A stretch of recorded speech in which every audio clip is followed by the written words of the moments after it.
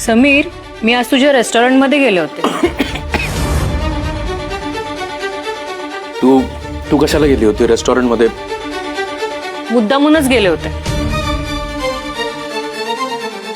तिकडे माझ्याबद्दल काही विचार? देशमाने कुटुंबात राजश्री समीरच्या नोकरीबद्दल सर्वांसमोर बोलणार का? तू अनोळखी तरी सोबती या मालिकेमध्ये समीरच्या नोकरीचा खुलासा झाला देशमाने कुटुंबाच्या समोर. ते सुद्धा राजश्रीने केला.